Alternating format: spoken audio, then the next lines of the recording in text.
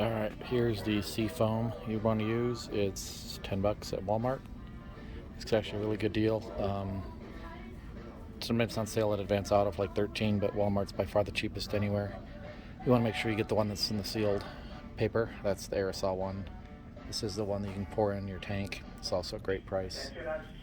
I use this $6.97 one for about every 3 tanks. So let's get one of these and put it in. So first tool I'm going to be using here is a throttle depressor. This is nice because it lets you set the throttle exactly where it needs to be without help, because a lot of times if you ask your wife to help you, it is the end of the world. So this solves that problem. So I'm going to unbox this.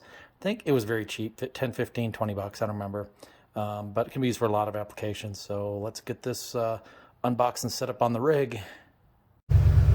So here we go. Here's the directions on how to operate this snake oil. Pretty simple. Going to just take off the cap here and then put it in the little spray tap type of attachment, and then it sprays in there. Itemizes it in. I don't know, whatever, some fancy word. So what am we doing this on? I'm doing this on a 1995 454 Chevy work truck, 200,000 miles. So it'll be really good to see how it does on a car that truck that probably has never seen much real service in the last few decades. So it's warming up right now. Next, I will turn off the engine and insert the said snake oil and show you what happens. Be back 5 seconds. All right, so took off the intake on this, and then I'm letting it warm up to operating temperature. It requests it to be at operating temperature and turn it off. There is my high-tech piece of wizardry there that will hook up to the throttle so I can set the RPM a little higher. So I'm going to just unwrap the can here, let it warm up, and let's see how this goes. I'll be back in a few minutes. All right, I have now got the vehicle up to said operating temperature. Going to turn it off. So you can see I have the robot assistant working on the throttle there. So what we're going to do now is we're going to take the spray can. I'm not going to video this, it's not very exciting, but I'm going to have it running and spray the can in, and it takes about 7 minutes, it says. I know there's some antifreeze there. I had a hose leak. I'll clean that up. So when it starts smoking, if gas belching monster smokes, I will videotape it. So you run this can through at 2,000 RPM. It should take about 7 minutes, and then you let it hot soak. So what I'm doing is at hot soak, I'm going to pour some extra on top just to let it hot soak on top of it. Not a whole lot, just, you know, an ounce or two. Wait 10 minutes and start it up, and then we get to see the smoke. Woo-wee! So all right, well, let's get this back. Hope I'll have a nice little smoke fire show to show you, and I don't get the fireman called on me, because last time I did this, whole neighborhood looked like a white bomb went off. I'll be back soon.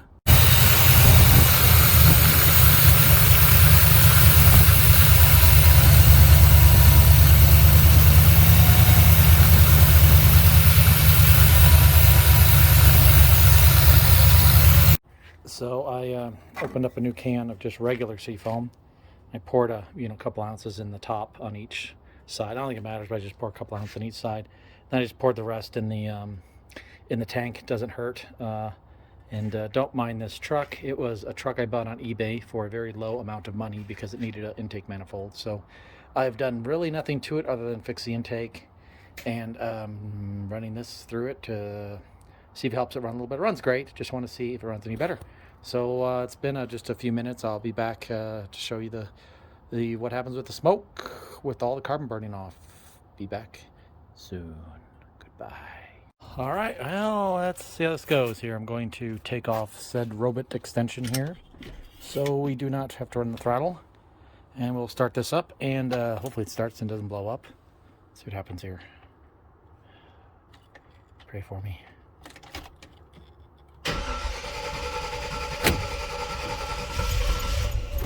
Uh-oh. Doesn't sound happy. Try it again here. Come on, baby. Start up. Oh, we have something. Oh, I did add the extra Seafoam here for the that I used to hot soak it. Well, let's let it run a second here. Oh, you want to? There's a picture of the beauty. Woo-wee. Look at that. See the beaut. It's American muscle right there. Pure American muscle. Lead sled. A little bit of lightweight action going on there. Drop some pounds, make it run better. Seems like it's running smoother actually. I'll rev it up here in a second.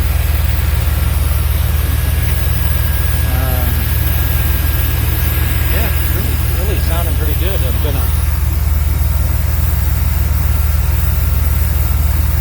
see a bunch of white smoke though. My other vehicles, I had a whole mountain of smoke come out, so let's see what happens here. Looks like someone might have kissed a little something or other there. Looks like fiberglass. It might be fun to fix. I don't know how much money and effort I'm going to put in this Chevrolet pig, but it's, you know what, work truck for someone. Well, let's rev it up a bit and see what happens now, and see how the smoke comes out. Yeah.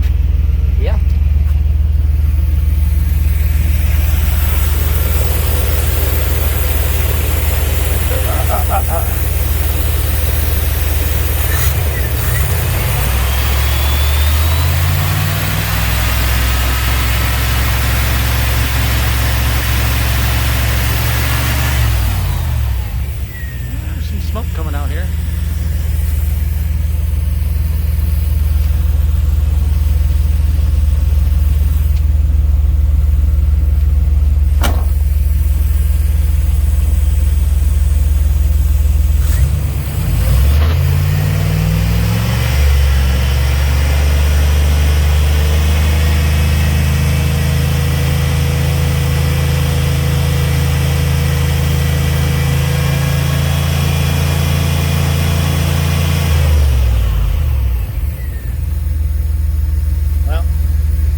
Disappointed. I was expecting a lot more smoke, but man, it definitely got rid of. I had a little bit of a miss, little, and sounds a little better here. Why don't you listen?